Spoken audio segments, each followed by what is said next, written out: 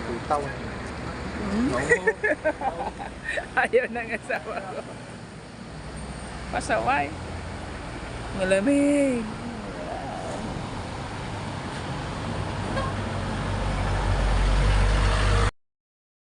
Nagyaya nga yung kapatid ko na kumain na lang daw kami sa labas kasi nga naman maghapon silang nagtatrabaho mula 5 ng umaga hanggang sa alas 9 ng gabi. Kaya minsan tinatamad na silang magluto. Kaya nung dumating kami, sabi niya, kain na nga lang daw kami sa labas. Kikita nyo nga wala nang masyadong sasakyan at saka mga traffic kasi mag-alas 10 na yun o alas 11 na ng gabi yan. Kaya nauna nga kaming pumunta dyan sa restaurant kasi naglakad lang kami para naman habang naghihintay magmuni-muni ba sa lamig ng Baguio.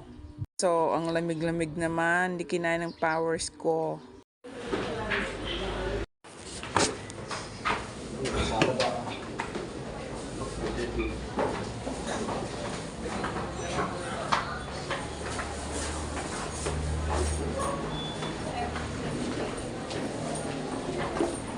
Gamayat sa. We've never been here.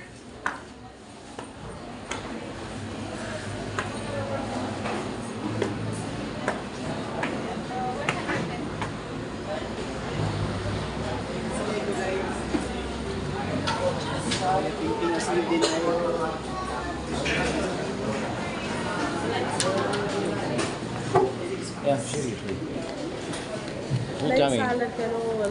Kung makikita nyo nga, ang dami pa rin kumakain kahit gabi na yan kasi 24 hours naman tong restaurant na to. Gugutom ka, punta ka dito sa Dapayan, Trinidad. Nako, solve na solve ka. Daming serving.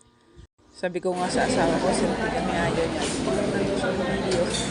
I like. Niya, light food daw. Gusto niya kasi busog pa siya. I said little bit. But your bowl is too big. Look. Pang serving pa magaya. Pang 6 person. Aray ka. Mushroom soup. What?